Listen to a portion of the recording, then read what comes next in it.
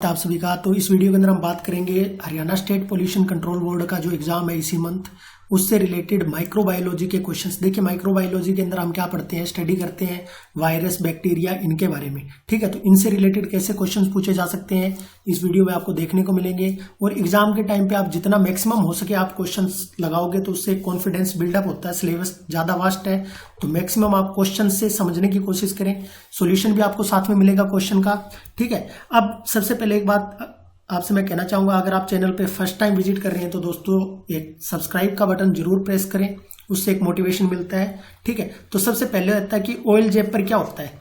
देखिए ऑयल जेपर एक टेक्निक है, तो उसमें आप देख सकते हो eco friendly technology for remediation of the oil sludge and oil spills. अब इसी को मतलब माइक्रोबायोलॉजी के अंदर क्यों पढ़ते हैं, क्योंकि इसमें जो मिक्सचर होता है 5 बैक्टीरिया का, मिक्सचर ऑफ 5 बैक्टीरिया, इसी वजह से इसको क्या बोलते हैं, ऑयल जेपर। इसको आप थोड़ा पढ़ सकते हो, मतलब ज्यादा आपको याद रखने की जरूरत नहीं है। मतलब आप अगर ऑयल जेपर से क्वेश्चन आता है तो वहां मतलब एलिमिनेट कर लोगे ऑप्शन।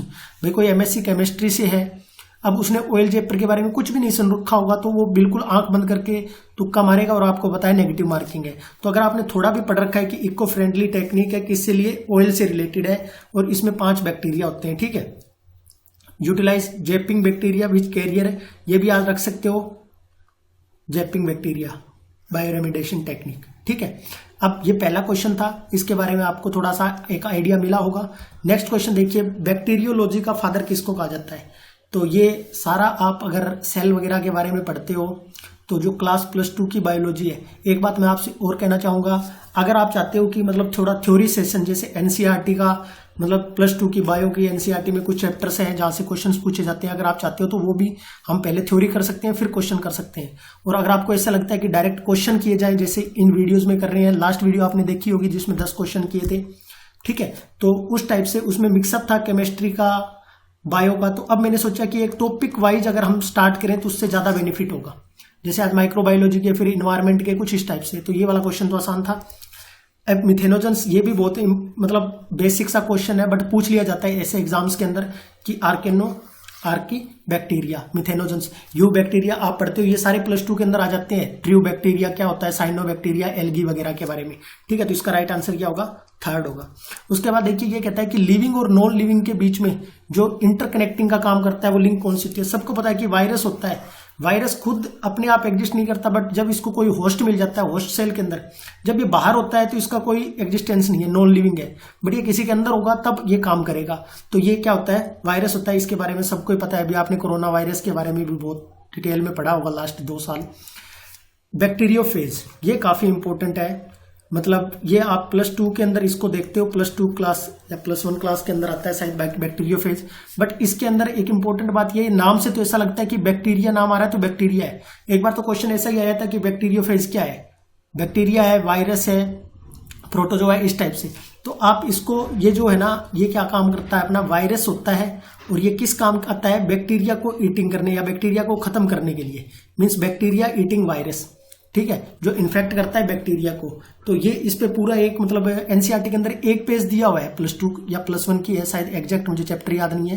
ठीक है, तो उसको आप देख लीजिएगा, अगर हो सकेगा तो मैं आपको ये 2-3-4 चैप्टर जो इंपॉर्टेंट है उनकी पूरी थ्योरी या वो मैं आपको करवा दूंगा जस्ट 15-15, 20-20 मिनट के अंदर। ठीक है, उसके बाद सॉल्ट लवर आर्की बैक्टीरिया कौन से होते हैं, तो इससे भी इंपॉर्टेंट है, ये भी +1-2 के अंदर आता है। हेलो साल्ट से रिलेटेड आपको पता है, अगर केमिस्ट्री वाला स्टूडेंट होगा तो वो निकाल लेगा halogens, salt producer.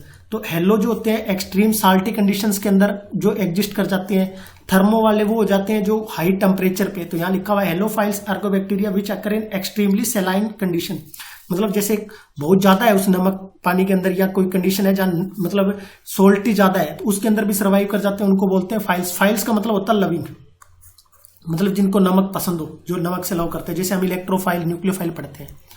Laughing death disease in human caused due to, जो लाफिंग डेथ होता है ह्यूमंस के अंदर वो किसकी वजह से होता है, प्रियॉन्स की वजह से होता है। ये प्रोटीनियस इन्फेक्शन पार्टिकल्स होते हैं जो क्रू डिसीज करते हैं, जिसको बोलते हैं laughing death disease in humans. ये भी बढ़िया क्वेश्चन था।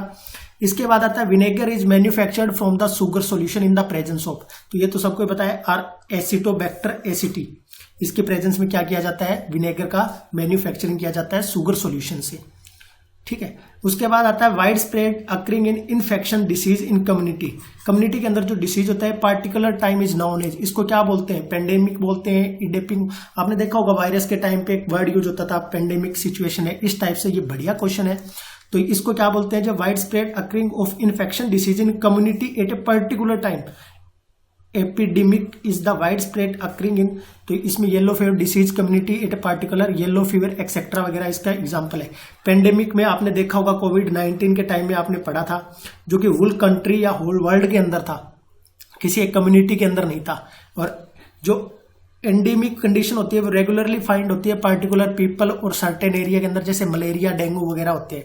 ठीक है, तो ये 3 कंडीशन, मतलब थोड़ी सी आपको टर्मिनोलॉजी पता होनी चाहिए। सिंपल है, क्योंकि पोल्यूशन कंट्रोल से, तो पोल्यूशन से डिसीज होते हैं और डिसीज से क्वेश्चन आते हैं। उसके बाद क्रड is formed with the help of bacteria, तो ये बहुत ही सिंपल सा क्वेश्चन है, आप 9th 10th इन क्लासों में पढ़ने लग जाते हो, या जर्नल साइंस का क्वेश्चन है, लैक्टोबैसिलस एसिडोफिलस। ठीक है दोस्तों, तो ये 10 क्वेश्चंस थे। अब आप अपनी राय दे सकते हो कमेंट सेक्शन में कि हमें थ्योरी पोर्शन करके क्वेश्चन करने चाहिए या डायरेक्ट हमें क्या करने चाहिए, क्वेश्चन करने चाहिए। आपका दिन शुभ हो। चैनल को आप सब्सक्राइब कर सकते हो हर एजुकेशनल अपडेट के लिए। Thank you so much.